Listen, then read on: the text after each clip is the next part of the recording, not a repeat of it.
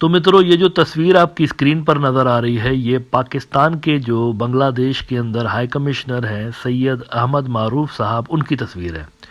और इस तस्वीर के अंदर जो दूसरी शख्सियत हैं, ये बांग्लादेश के chairman trading corporation of Bangladesh brigadier general Mohammad Mustafa Iqbal साहब की, यानी दोनों की मुलाकात हुई। और इस मुलाकात के अंदर पाकिस्तान और बांग्लादेश ने अपने ट्रेड टाइज स्ट्रेंथन करने के हवाले से डिस्कशंस की। अब जब से लेकर शेख हसीना की गवर्नमेंट गिरी है, तो एक विजिबल तब्दीली हमें बांग्लादेश और पाकिस्तान के टाइज में ऑब्वियसली नज़र आई है। लेकिन इंडिया के अंदर हर छोटी से छोटी डेवलपमेंट को भी ना सिर्फ मॉनिटर किया जा रहा है, बल्कि उसको एग्जामाइन भी किया जा रहा है। ये देखा जा रहा है कि ये जो कुछ भी कर रहे हैं, इसका हमारे ऊपर क्या असर पड़ेगा। आदत नहीं है, ऑब्वियसली आदत नहीं है ना। इतने अरसे तक वो कामयाब रहे, बांग्लादेश और पाकिस्तान के दरमियान दूरियां बनाए रखने में कामयाब रहे, जब तक शेख हसीना की सरकार मौजूद थी। लेकिन अब पासा पलट गया है। तो जब पासा पलटा है तो पैनिक भी है, फ्रस्ट्रेशन भी है। और इस पैनिक और फ्रस्ट्रेशन का इजहार आए दिन इंडियन मीडिया के अंदर हो रहा है इन दिनों। और सबसे ज़्यादा जो एंटिटी टारगेट पे है इन दिनों इंडियन मीडिया के, सबसे ज़्यादा टारगेट पे, वो पाकिस्तान की खुफिया एजेंसी ISI है।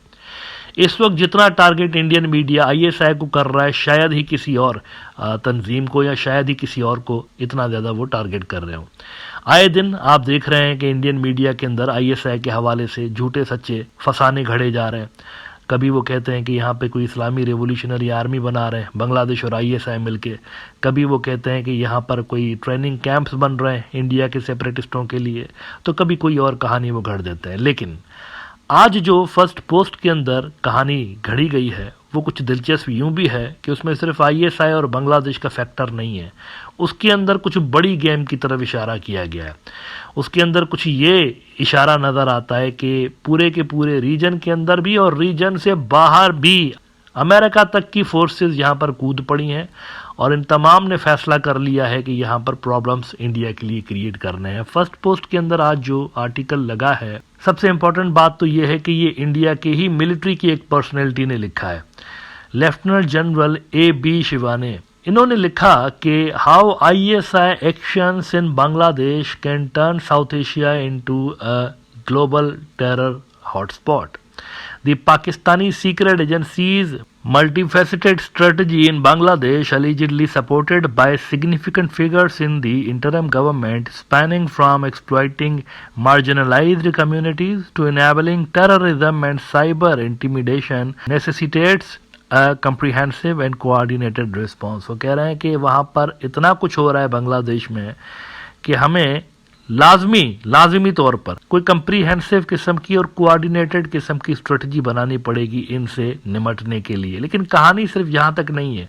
आगे चलकर मैं आपको दिखाऊंगा कि इन्होंने यहाँ अमेरिका को भी ड्रैग किया है, नेपाल को भी ड्रैग किया हुआ है। यानी यहाँ बांग्लादेश में जो कुछ भी हो रहा है और इंडिया के नॉर्थ ईस्ट में, उसका कनेक्शन अमेरिका और वहाँ तक ये लेकर गए हैं, नेपाल तक। तो बड़ी बॉलीवुड की ज़बरदस्त किस्म की फिल्म आप देखने जा रहे हैं, फास्टन योर सीट बेल्ट। वो कहते हैं ना, फास्टन योर सीट बेल्ट। तो आप भी ज़रा दिल थाम के सुनिएगा कि क्या क्या कहानियाँ यहाँ पर ये लिख रहे हैं।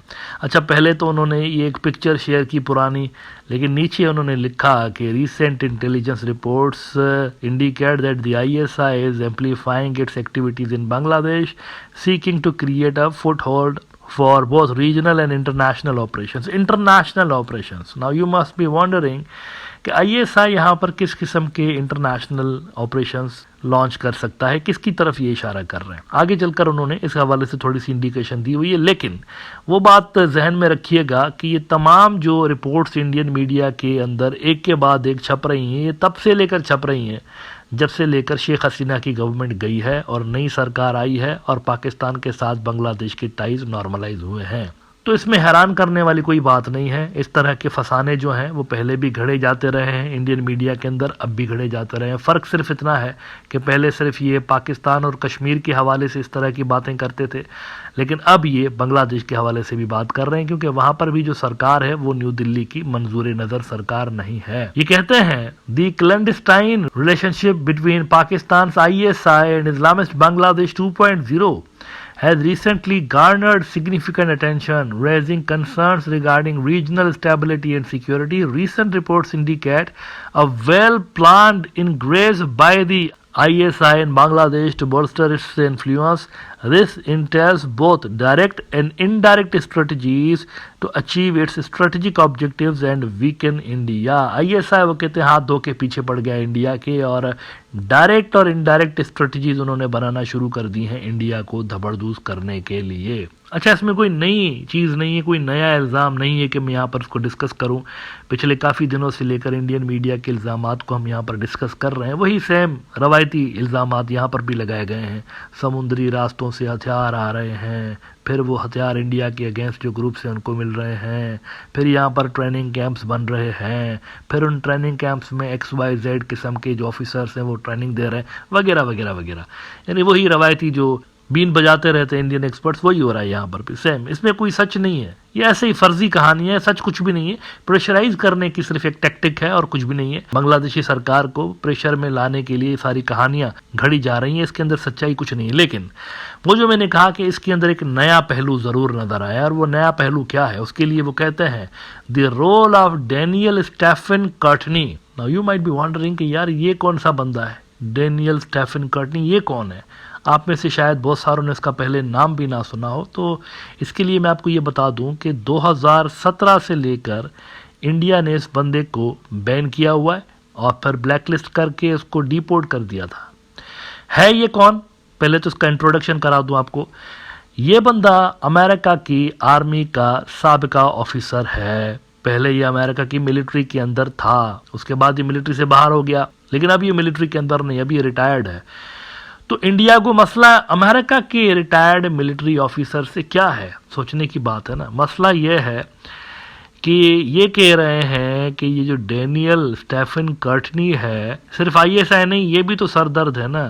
हजारों दुख हैं दिल के अंदर, कोई एक दुख हो तो बताएं वो। मतलब यहाँ पर हजारों दुख दिल के अंदर क्रिएट हो गए नॉर्थ ईस्ट के हवाले से। इंडियन पॉलिसी मेकर्स के दिल में हजारों दुख हैं।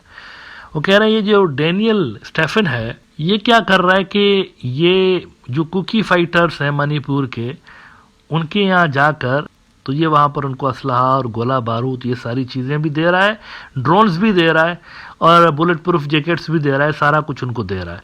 ओपनली ये सारा कुछ कर रहा है इंडिया के अंदर, ये ओपनली सारा कुछ हो रहा है। मणिपुर के अंदर जो कुकी इंसर्जेंट्स हैं जो कि इंडिया से अलहदगी चाहते हैं, तो उनको ये फैसिलिटेट कर रहा है अमेरिकन आर्मी का बंदा। This is very surprising. और इसका जो बेस है वो कह रहे हैं बेस इसका जो है वो नेपाल के अंदर है। तो यहाँ नेपाल भी आ गया, बांग्लादेश और पाकिस्तान के अलावा अब नेपाल और अमेरिका भी आ गया। वो कहते हैं the role of Daniel Stephen Courtney according to this intricate web of activities is the case of Daniel Stephen Courtney, a US Army veteran and alleged deep cover terror handler. By the way आपकी screen पर जो video चल रहा है ये उसी Daniel साहब का है, और इसमें आप देख सकते हैं ये कुछ दे रहे हैं कुकीज़ को, ये कुछ दे रहे हैं, और इसने कोई वेंजेंस की बातें भी और इस तरह की बातें भी सुनी जा सकती हैं वैसे इस वीडियो के अंदर। वेंजेंस लेना है आपने मेथी से और ये सारी चीज़ें। बहरहाल आगे वो कहते हैं कि Courtney has reportedly intensified his operations in India after being blacklisted and deported in 2017 operating from a base in Nepal under the guise of a business visa. Courtney's activities highlight the transitional nature of these threats. Despite his notoriety, Nepalese authorities have allegedly assisted, complicating efforts to neutralize his operations. तो देख रहे हैं क्या कहानी बन गई है। According to Indian media Pakistani और बांग्लादेशी वोट लगाने में लगे हुए, हमारे अमेरिकन और नेपाली भी हमारी वोट लगाने में लगे हुए। अब ये लिस्ट लंबी हो गई। चाइनीज तो खैर वैसे ही है ना इस लिस्ट के अंदर, वो चाइना के बारे में तो वैसे ही कहते हैं, नॉर्थ ईस्ट के अंदर चाइना भी वेपन्स देता है। लेकिन अब अमेरिकन आ गए, नेपाली आ गए, ISI इधर से आ गया और बांग्लादेशी आ गए। ये 5-6 जो फोर्सेस हैं बड़ी वाली, वो कह रहे हैं ये सारे मिल मिला के ना तो यहाँ पर हमारे इन इलाकों के अंदर बहुत बड़ी गड़बड़ पैदा करने की कोशिश कर रहे हैं, जिसके लिए वो कहते हैं कि कोऑर्डिनेटेड हमें कंप्रीहेंसिव स्ट्रेटजी बनाने की जरूरत है। अच्छा, अब ये अमेरिका का जो एंगल है ये थोड़ा सा कॉम्प्लिकेटेड है, इस पर मजीद बात करेंगे जरूर, क्योंकि अमेरिका का जो यहाँ पर इल्जाम अमेरिका के ऊपर लग रहा है ये कोई पहली मरतबा नहीं लग रहा। पहले भी इनके एक्सपर्ट्स इल्जाम लगाते रहे हैं कि हमारा नॉर्थ ईस्ट क्रिश्चियन मेजॉरिटी है, तो यहाँ पर एक क्रिश्चियन कंट्री बनाने के लिए कोशिशें मगरिब से हो रही हैं, वेस्ट से हो रही हैं, ये इल्जामात इन्होंने लगाए हुए हैं। लेकिन as far as these allegations regarding Bangladesh and Pakistan are concern, तो ये सिर्फ हवाई बात है। इंडिया के पास या इंडियन एक्सपर्ट्स के पास कोई इसका प्रूफ नहीं है इन चीज़ों का, ये ऐसे ही लफाजी हैं, पॉलिटिकल स्टेटमेंट्स हैं और इनका मकसद असल में नई सरकार को प्रेशर में लाना है।